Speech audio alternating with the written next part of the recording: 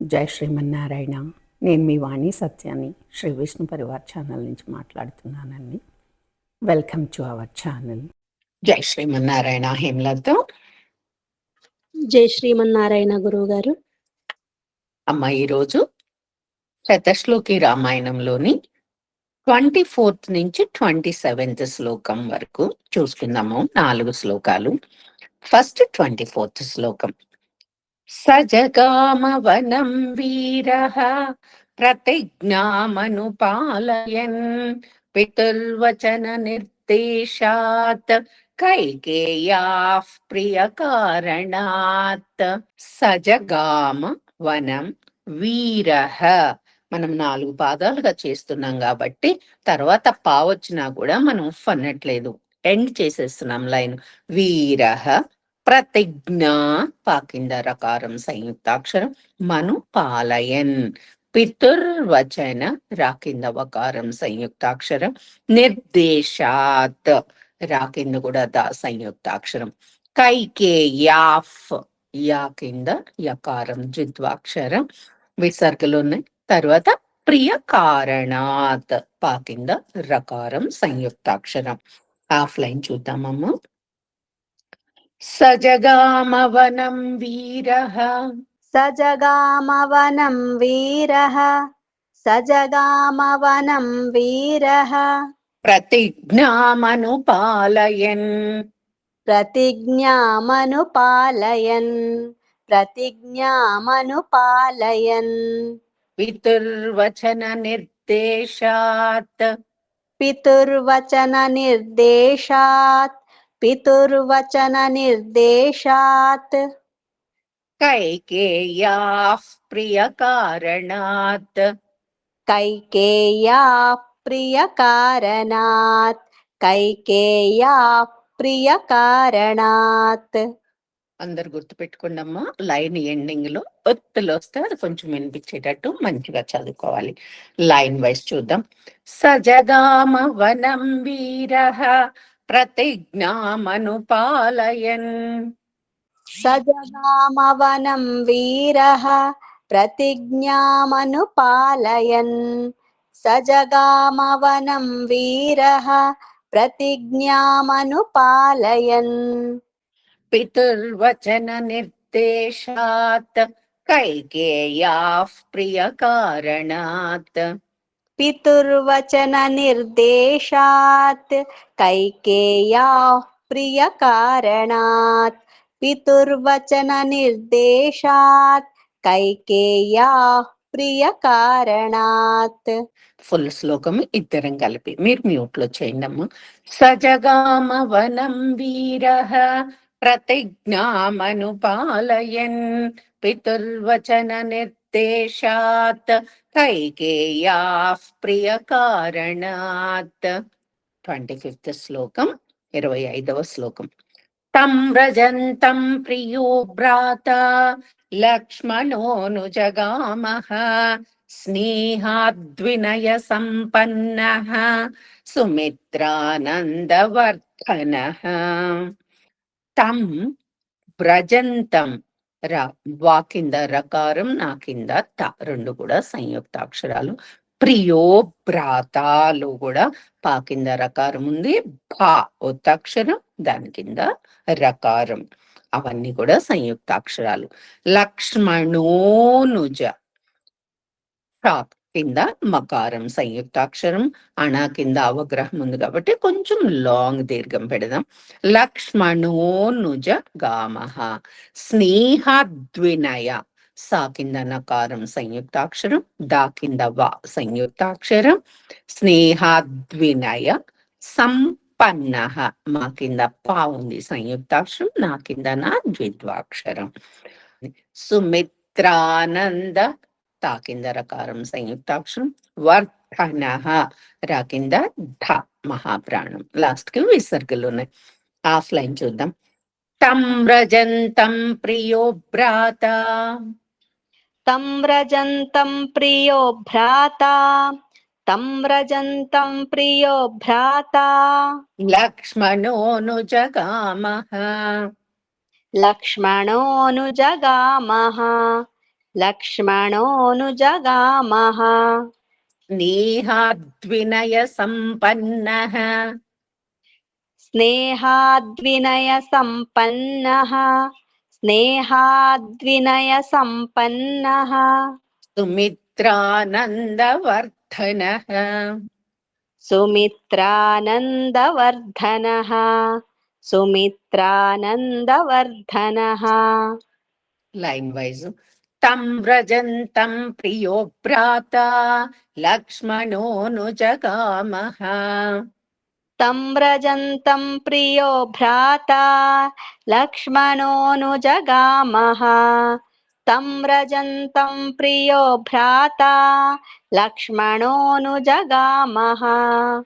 స్నేహాద్వినయ సంపన్నః సుమిత్రానందవర్ధనః స్నేహాద్వినయ సంపన్నః సుమిత్రానందవర్ధనః స్నేహాద్వినయ సంపన్నః సుమిత్రానందవర్ధనః ఇప్పుడు పూర్తి శ్లోకం తం వ్రజంతం ప్రియో భ్రాత లక్ష్మణోనుజగామః స్నేహాద్వినయ సంపన్నః సుమిత్రానందవర్ధనః 26th శ్లోకం భ్రాతరం దయితో భ్రాతుః సౌభ్రాత్రమనుదర్శయన్ రామస్య దయితా భార్య నిత్యం ప్రాణ సమాహిత.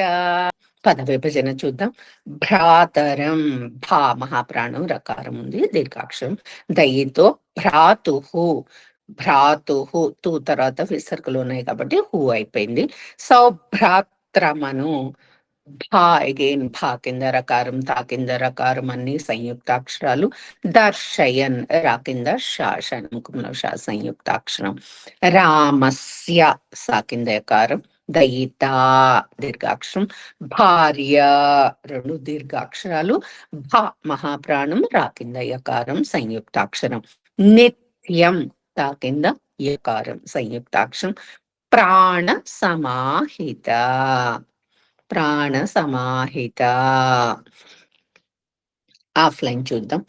భ్రాతరం దయితో భ్రాతుః, భ్రాతరం దయితో భ్రాతుః భ్రాతరం దయితో భ్రాతుః సౌభ్రాత్రమనుదర్శయన్, సౌభ్రాత్రమనుదర్శయన్ సౌభ్రాత్రమనుదర్శయన్ రామస్య దయితా భార్య, రామస్య దయితా భార్య రామస్య దయితా భార్య నిత్యం ప్రాణ సమాహిత, నిత్యం ప్రాణ సమాహిత నిత్యం ప్రాణ సమాహిత. లైన్ వైజ్ భ్రాతరం దయితో భ్రాతుః సౌభ్రాత్రమనుదర్శయన్, భ్రాతరం దయితో భ్రాతుః సౌభ్రాత్రమనుదర్శయన్ భ్రాతరం దయితో భ్రాతుః సౌభ్రాత్రమనుదర్శయన్ రామస్య దయితా భార్య నిత్యం ప్రాణ సమాహిత, రామస్య దయితా భార్య నిత్యం ప్రాణ సమాహిత రామస్య దయితా భార్య నిత్యం ప్రాణ సమాహిత. ఇప్పుడు పూర్తి శ్లోకం ఇద్దరం కలిపి. భ్రాతరం దయితో భ్రాతుః సౌభ్రాత్రమనుదర్శయన్ రామస్య దయితా భార్య నిత్యం ప్రాణ సమాహిత. 27th శ్లోకం లాస్ట్ ఈ రోజుకి. జనకస్య కులే జాత దేవమాయేవ నిర్మిత సర్వలక్షణ సంపన్నా నారీణాముత్తమా వధూః. జనకస్య సా కింద యకారం, కులే పైన పొల్లు, జాత రెండు దీర్ఘాక్షరాలు, దేవ మాయేవ నిర్మిత రా కింద మకారం తా దీర్ఘాక్షరం. సర్వలక్షణ రా కింద వకారం సంయుక్తాక్షరం. సంపన్నా సంపన్నాలో నా కింద నా ద్విత్వాక్షరం. నారీణా ముత్తమాలో తా కింద తా ఉంది ద్విత్వాక్షరం. వధూహు లాస్ట్ కి మహాప్రాణం వచ్చింది, ధ గట్టిగా పలకాలి. దూ ఉంది కాబట్టి హూ అయిపోతుంది విసర్గలు. ఆఫ్లైన్ చూద్దాం.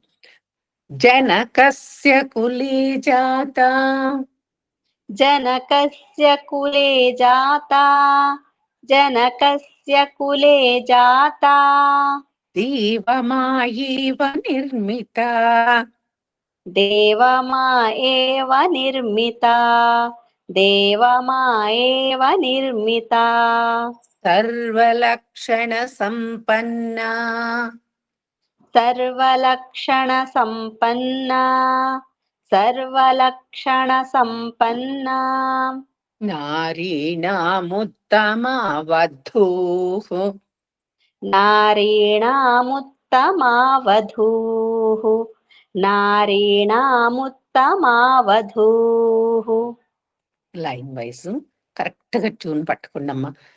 జనకస్య కులే జాత దేవమాయేవ నిర్మిత जनकस्य कुले जाता देवमा एव निर्मिता जनकस्य कुले जाता देवमा एव निर्मिता సర్వలక్షణ సంపన్నా నారీణాముత్తమా వధూః सर्वलक्षण संपन्ना नारीणामुत्तमा वधूः सर्वलक्षण संपन्ना नारीणामुत्तमा वधूः ఇప్పుడు ఇద్దరం కలిపి పూర్తి శ్లోకం.